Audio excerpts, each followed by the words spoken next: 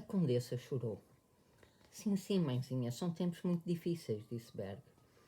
Natasha saiu com o pai e, como se estivesse a pensar na resolução de um problema difícil, foi primeiro atrás dele e depois correu para baixo. No alto da escadaria de entrada estava Pétia a tratar da distribuição das armas entre as pessoas que partiam de Moscovo. No pátio continuavam paradas e atreladas as carroças. Duas delas já tinham sido descarregadas e o oficial ferido, com a ajuda do seu impedido, subia para uma. Sabes porquê? Perguntou Pétia a Natasha. Natasha percebeu o que ele queria dizer. Porque se tinham zangado os pais. Não lhe respondeu. Porque o paizinho queria dar todas as carroças aos feridos, disse Pétia. Disse-me o Vassilitch. A meu ver, quase gritou Natasha inesperadamente, virando para Pétia a cara furiosa. A meu ver é uma ignomínia, uma repugnância tal que, não sei, somos alemães ou quê?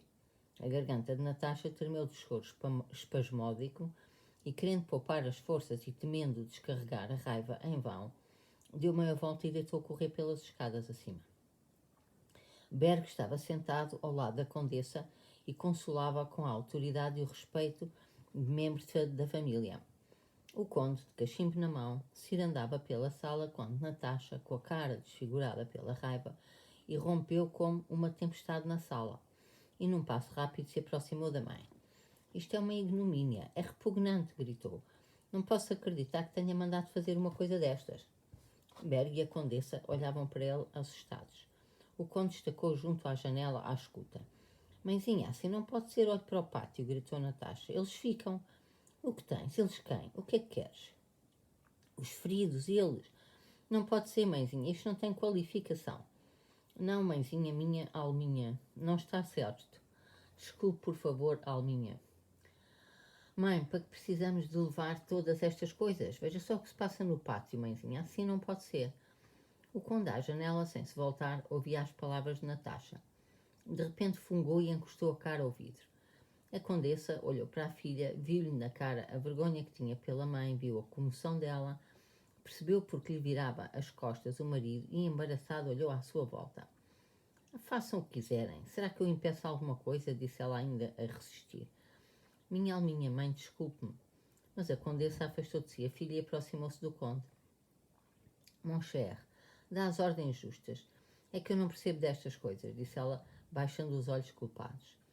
Ensinou-me o Padre Nosso ao Vigário, disse o conde por entre as lágrimas felizes e abraçou a mulher, que ficou contente por poder esconder no peito dele o seu rosto envergonhado. Paizinho, mãezinha, posso dar ordem? Posso? Perguntava a Natasha. É claro que levamos o necessário, com certeza. O conde acenou afirmativamente com a cabeça e Natasha, tão rápida como quando jogava à apanhada, correu pela sala até ao vestíbulo e de lá pela escada até ao pátio. Os criados reuniram-se em redor de Natasha e não quiseram acreditar na ordem estranha que ela estava a dar-lhes até que o próprio conde, em nome da mulher, não confirmasse que todas as carroças deviam ser dadas aos feridos e as arcas levadas para as despensas. Quando a ordem foi aceita, deitaram mãos à obra com alegria e vontade. Aos criados aquilo já não parecia estranho, mas pelo contrário achavam que não podia ser de outra maneira. Da mesma forma que um quarto de hora antes não parecia estranho a ninguém abandonar ali os feridos e considerar que as coisas não poderiam ser de outra forma. Toda a gente da casa, como que arrependida por não o ter feito antes, pôs-se a acomodar os feridos nas carroças.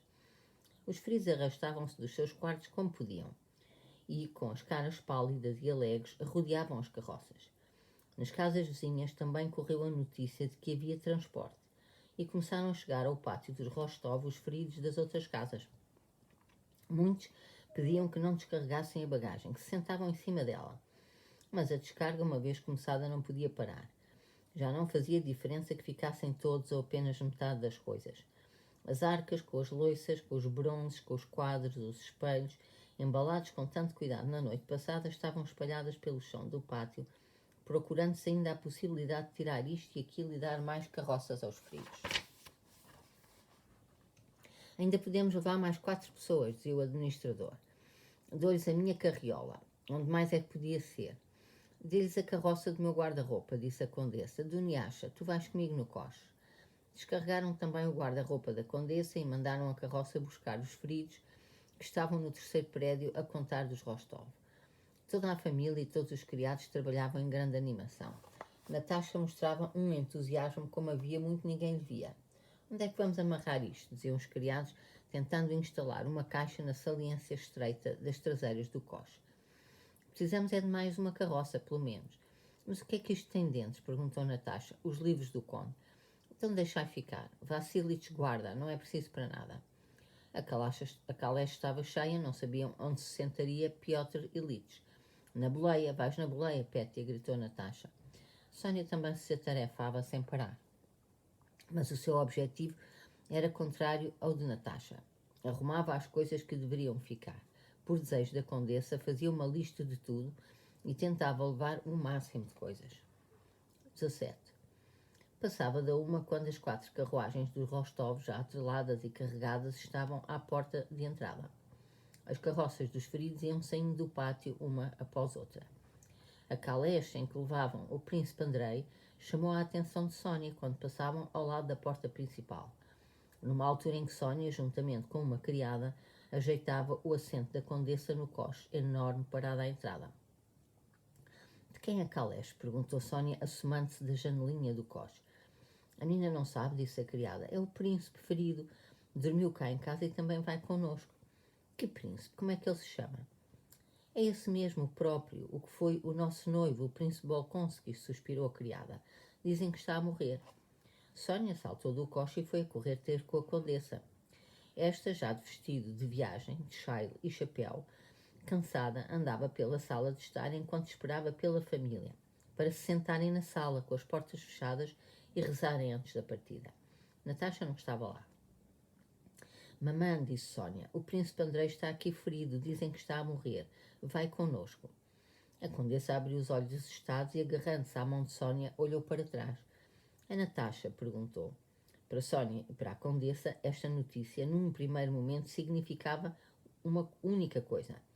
Conheciam bem a sua Natasha e o terror que ambas sentiram ao imaginarem o que aconteceria quando Natasha soubesse, abafou nelas qualquer compaixão que pudessem ter pelo homem de que ambas gostavam.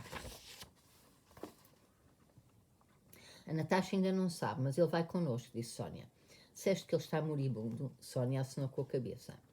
A condessa abraçou Sónia e chorou.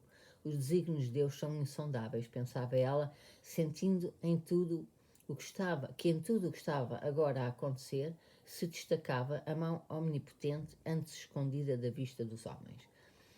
Bom, mamãe, está tudo pronto. De que estavam a falar? Perguntou Natasha, que muito animada entrava na sala. Nada, disse a condessa. Está tudo pronto, então vamos. E a condessa inclinou-se para a sua malinha para esconder o rosto desconcertado. Sónia abraçou Natasha e beijou-a. Natasha olhou para ela com um ar de interrogação. O que foi? O que aconteceu? Nada, não. É qualquer coisa má para mim? O que é? Perguntava a sensível Natasha. Sónia suspirou e não respondeu.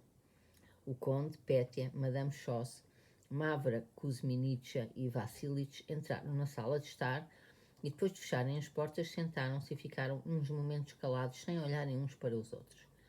O conde foi o primeiro a levantar-se e, com um suspiro ruidoso, começou a benzer-se diante do ícone. Os outros fizeram a mesma coisa.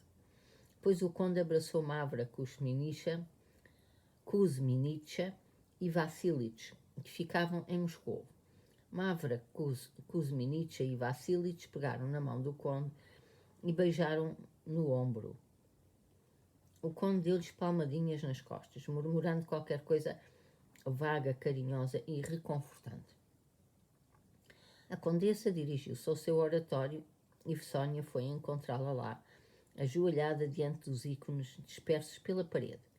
Os ícones que ficavam, porque os ícones mais queridos à tradição da família eram levados. À entrada e no pátio, os homens que partiam, com os punhais e os sabres, com que os armara Pétia e com as calças metidas nas botas e cingidas com cintos e faixas, despediam-se dos que ficavam. Como sempre, no momento da partida, muita coisa foi esquecida ou mal acondicionada. Os 2 lacaios, junto à portinhola aberta e ao estribo, ainda demoraram bastante tempo a ajudar a condessa a entrar enquanto as criadas corriam com almofadas e trouxas da casa para os coches e dos coches para casa. Esquecem-se sempre de tudo, dizia a condessa. Sabes bem que não posso sentar-me assim. E Dunyasha, cerrando os dentes e sem responder, com uma expressão crítica na cara, atirava-se para dentro do coche para voltar a arranjar o assento. Ah, que gente, dizia o conde, abanando a cabeça. O velho cocheiro, enfim, o único com quem a condessa não tinha medo de andar, sentado bem alto na sua boleia, nem sequer olhava para o que se passava nas suas costas. A sua experiência de 30 anos dizia-lhe que ainda faltava muito para lhe dizerem pronto, vamos com Deus, e que, quando o dissessem, ainda o fariam parar mais 2 vezes e mandariam alguém buscar coisas esquecidas, e que já depois disso o fariam parar mais uma vez ainda, e a condessa meteria a cabeça de fora da janelinha e lhe pediria, por amor de Deus, que andasse com mais cuidado nas descidas. Ele sabia-o, e por isso esperava com mais paciência do que os cavalos, sobretudo o da esquerda, o russo Falcão, que batia com a pata e mastigava o freio. Por isso todos sentaram, por fim todos sentaram. Tiraram o estribo e meteram-no dentro do coche, fecharam a portinhola, mandaram buscar o escrínio. A condessa assomou a cabeça e fez o pedido habitual. Então, Efim tirou lentamente o chapéu da cabeça e benzeu-se. O boleeiro e todos os criados fizeram o mesmo. Com Deus, disse Efim, pondo o chapéu. Embora, ei! E o boleeiro tocou as rédeas. O cavalo da direita estirou a sua coalheira, rangeram as molas altas e a caixa do coche balançou. O lacaio saltou para a boleia. O coche foi sacudido na saída do pátio para a calçada irregular, tal como foram sacudidas as outras carruagens, e o comboio meteu pela rua acima. Nos coches, na calés e na britska, todos se benzeram olhando para a igreja em frente. Os criados que ficavam em Moscou acompanhavam as carruagens de ambos os lados. Natasha raramente experimentara um sentimento de tanta felicidade como agora, sentada ali no coche ao lado da condessa e olhando para as paredes que iam ficando para trás da Moscou, alarmada, abandonada. De vez em quando punha a cabeça fora do janelo e olhava para a frente e para trás, para o longo comboio de carroças de feridos. Quase à cabeça da fila, enxergou o tejadilho fechado da caleche, onde ia, sem Natasha saber, o príncipe Andrei. Mesmo sem o saber, Natasha olhava sempre para essa caleche porque ia à cabeça e assim podia perceber como avançava o comboio dos feridos.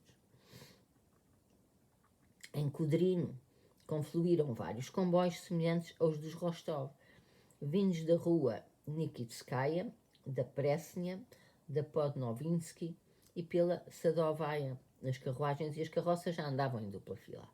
Quando contornavam a torre Sukareva, Natasha, que observava com viva curiosidade o povo que ia a pé nos carros, exclamou de repente com alegria e espanto: Credo, mamã, Sónia, olhem, é ele. Quem? Olhem, juro, é o Bezukov, dizia Natasha, assomando-se da janela e olhando para um homem corpulento, de cafetã de cocheiro, mas pelo andar com certeza um senhor disfarçado, que acompanhado por um velhinho de cara amarela e imberbe, entrava debaixo do arco da torre Sukareva. É de certeza o Bezukov, com um cafetã, e vai com ele um velhote que parece um rapazinho. De certeza, dizia Natasha. Olhem. Não é ele, não pode ser, que disparate. Mamã, põe a cabeça no cepo se não é ele. A sério, espera, para, gritou ao cocheiro. Mas o cocheiro não podia parar porque da rua Mechanskaya saíam mais carroças e carruagens, todos aos gritos aos Rostov, para que andassem e não atrasassem os outros. Na verdade, embora já muito mais afastado do que antes, todos os Rostov viram Pierre, ou alguém extremamente parecido com ele, de cafetã de cocheiro, andando pela rua cabisbaixo e com cara séria, acompanhado por um velhinho imberbe com ar de lacaio. O velhote reparou numa cara que se assomava de um coche e, tocando com respeito no cotovelo de Pierre, disse-lhe qualquer coisa apontando o coche. Pierre demorou a perceber o que o outro lhe dizia, de tal modo de ir mergulhado nos seus pensamentos. Por fim, quando compreendeu, olhou para onde o velho apontava e reconheceu Natasha. No mesmo instante, abandonando-se ao primeiro impulso, foi na direção do coche. Porém, dando uns 10 passos, como que se lembrou de qualquer coisa e parou. O rosto de Natasha, na janelinha do coche, irradiava um carinho irónico. Piotr Kirilovich, venha cá, apanhámo-lo, é espantoso, gritava ela, estendendo-lhe a mão. Como é possível? Para que é isso? Pierre pegou na mão estendida de Natasha e ia a andar, porque o coche não parava, beijou-lhe desajeitadamente. Mas o que se passa quando perguntou a condessa num tom de surpresa e compaixão? O quê, porquê, para quê? Não perguntei. Respondeu Pierre e olhou para Natasha. O olhar dela, radiante, alegre, vertia nele a luz do seu encanto. Pierre sentiu-o sem olhar para ela. Então pensa ficar em Moscovo? Pierre demorou a responder. Em Moscovo, disse interrogativamente. Sim, em Moscovo. Adeus. Ah, como eu gostava de ser homem. Também ficava consigo de certeza. Ah, que bom é isso, disse Natasha. Mamã, deixe-me ficar. Pierre olhou distraidamente para Natasha e quis dizer qualquer coisa, mas a condessa interrompeu. Esteve na batalha, ouvimos falar disso. Sim, estive, respondeu Pierre. Amanhã vai haver outra vez batalha. Começou a dizer, mas Natasha interrompeu. O que se passa consigo, Conde? Nem parece o mesmo. Ah, não me pergunto, eu próprio não sei nada. Amanhã... Não, adeus, adeus, disse ele, que tempos terríveis. E deixando o coche adiantar-se, afastou-se para o passeio. Natasha ainda ficou durante muito tempo a espreitar do coche, enviando-lhe um sorriso carinhoso, alegre e um pouco irónico.